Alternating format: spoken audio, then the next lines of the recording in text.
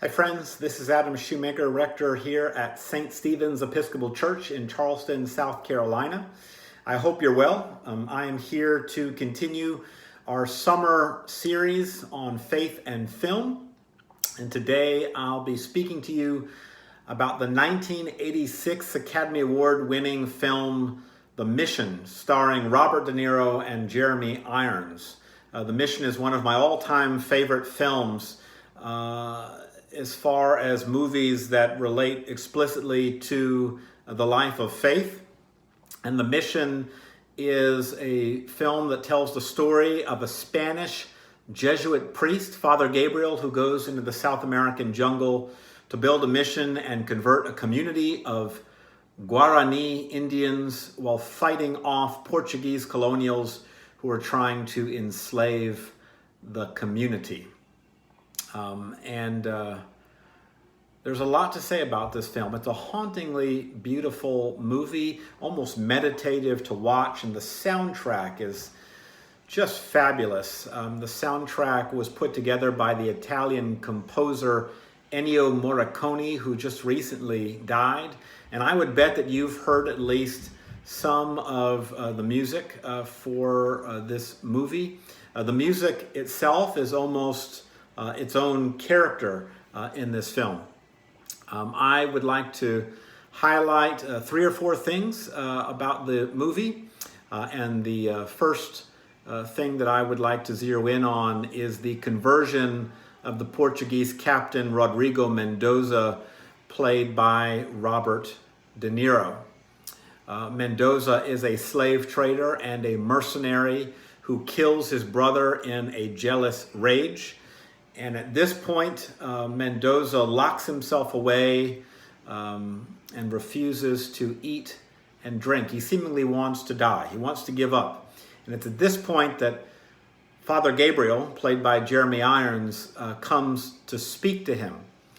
And Gabriel challenges him to believe that redemption is possible. And for me, this exchange of the two reminds me of why I struggle with the theological concept of hell, which I believe has a lot more to do with modern superstition than with anything that was actually believed at the time of Jesus.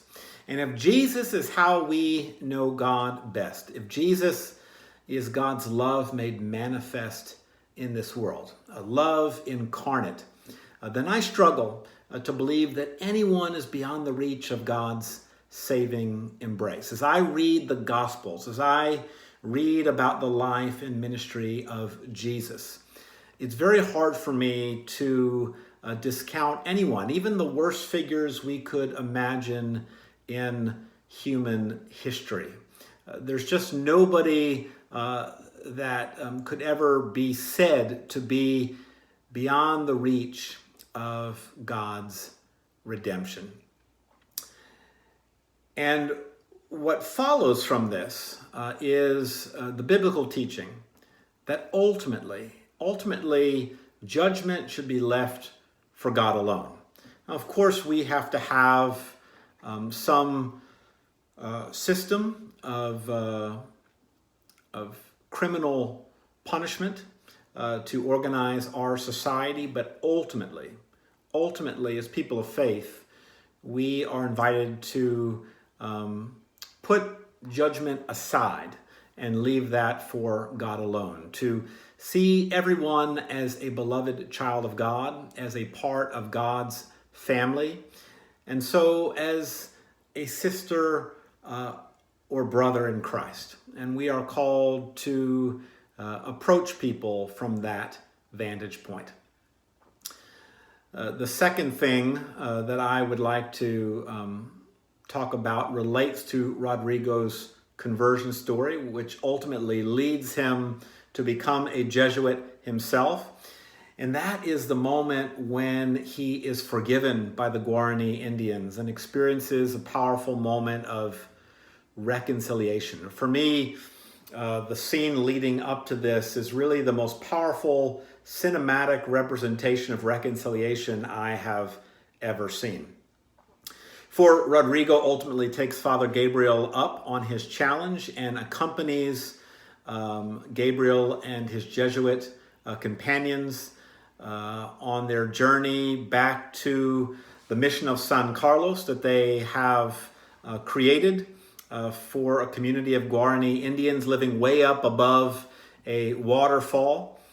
But as Rodrigo journeys with them, he journeys with a rope tied around his body, and that rope is attached to all of Rodrigo's weapons of war.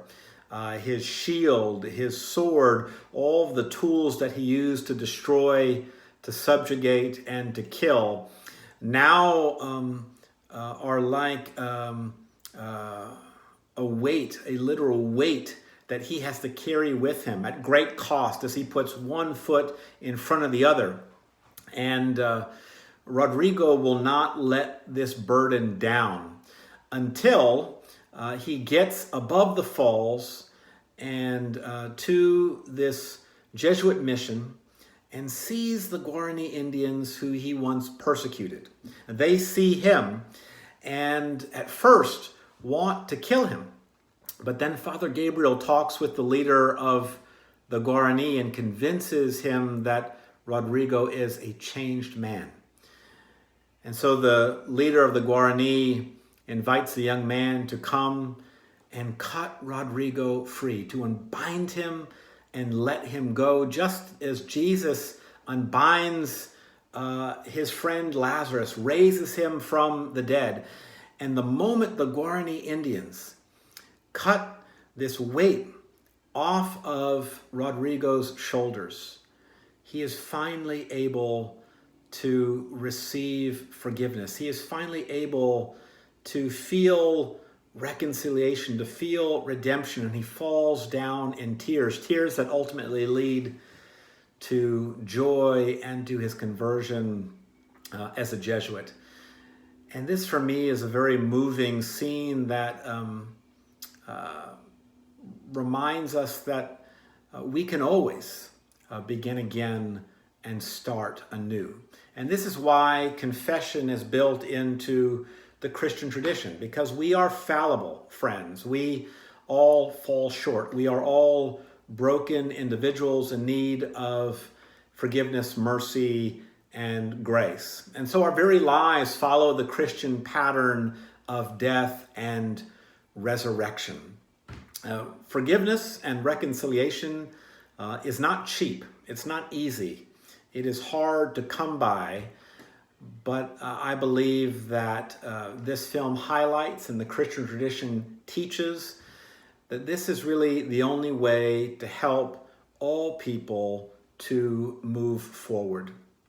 Desmond Tutu, the retired Archbishop of Cape Town and South Africa, who was head of South Africa's famed Truth and Reconciliation Commission after apartheid, once wrote a powerful book titled No Future Without Forgiveness. No future without forgiveness.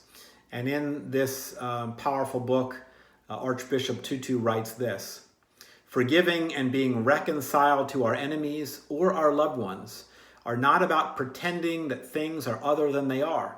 It is not about patting one another on the back and turning a blind eye to the wrong. True reconciliation exposes the awfulness, the abuse, the hurt, the truth. It could even sometimes make things worse. It is a risky undertaking, but in the end, it is worthwhile, because in the end, only an honest confrontation with reality can bring real healing. Superficial reconciliation can bring only superficial healing. And then Desmond Tutu also in this book writes this: when we see others as the enemy, we risk becoming what we hate. When we oppress others, we end up oppressing ourselves. All our humanity is dependent upon recognizing the humanity in others. And this, friends, I believe this interdependence is the ground upon which forgiveness and reconciliation can grow, and I believe is powerfully lifted up in the film The Mission. The next thing that I want to zero in on is really the climax of the film, right towards the end of the film, when the Spanish and the Portuguese make a deal, strike a deal that is lamentably supported by the Roman Catholic Church, to do away with the Jesuit missions, to invade the land and push out and kill, in many respects, the Guarani Indians. And this creates a crisis and a moment of decision for the Jesuits. And it's at this point that Rodrigo and Gabriel take different paths. For Rodrigo and a couple of other Jesuits choose to give up their vow of obedience and pick up arms and fight alongside the Guarani to help to defend them against the invading army of the Portuguese. And this calls to mind so-called just war theory, whether it's ever just, ever right for a person of faith, for a follower of Jesus to take up arms. But Father Gabriel cannot do that. Father Gabriel believes deeply that to take up arms betrays everything that the Jesuits have tried to do, and says to Rodrigo towards the end of the film, if might makes right, then there is no place for love in this world. And he sees that that may in fact be true. But then he says, I just have no strength to live in a world like that. And tragically, as the Portuguese army advances, all the Jesuits die alongside the Guarani, but they die in different ways, with Robert De Niro and others dying with weapons in their hand, and Gabriel dying with his vestments on, leading largely a group of women and children in worship. And I'm not going to answer the question for you of whether it is ever just to take up arms. There's certainly been a lot of debate on that point. I will say that I personally struggle with that question, but would tend to side with Father Gabriel. And I would note that the Jesuit Daniel Berrigan, a real-life Jesuit who died just a few years ago, appears in the film several times, has cameos throughout the film. Daniel Berrigan was a fierce anti-war activist, particularly in the 1980s and 90s, who protested many times, was jailed many times to call our country to account for our warring ways. So I will encourage you, as a way of getting at that question of whether it is ever right for a Christian to go to war, I will encourage you to simply Google search Daniel Berrigan, Berrigan. If you don't know who he is, read a little bit about him, read a little bit about his life and witness. I believe he'll give you quite a bit to think about and to reflect upon. He's also written many books that I would highly recommend as well. Lastly, I just want to say a few things about Christian missionary activity in general. I believe that this film certainly lifts up the very ambiguous and checkered and sometimes dark history of Christian missionary activity. The Jesuit order has sometimes been referred to as God's Marines, in part because their founder, Saint Ignatius of Loyola, was before his conversion a military man, but also because of their missions worldwide, but all too often Jesuit missionaries and many other Christian missionaries down through the ages have been accompanied by invading armies. Our own tradition, the Episcopal Church, which is known as the Anglican Church in most other parts of the world, is tied to a church that expanded through British colonialism. You can find Anglican chapels all over the world wherever the British Army traveled. I certainly have seen this in my travels through Europe.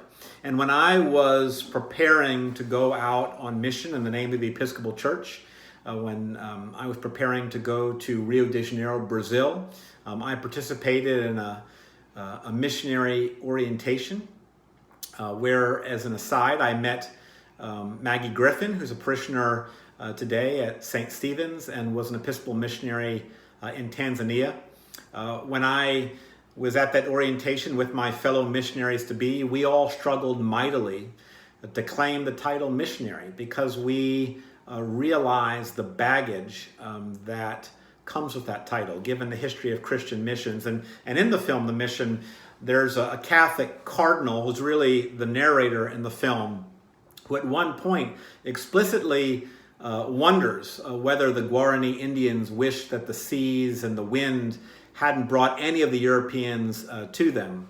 I think that there's a lot to repent of when we consider the history of Christian mission, and I would say that today, at least in the Episcopal Church, we would see Christian missionary activity not about being a matter of converting heathens, but being an opportunity to cross boundaries, to cross borders, to have cross-cultural experiences, and to trust that in that encounter, God is present, and that there is conversion happening on both sides. That when we go out today as missionaries, we go out understanding that we have as much to learn, if not more, than we hope to give. And I certainly found that to be true, given my missionary experience in Brazil, which is not far from where most of the action in this movie, The Mission,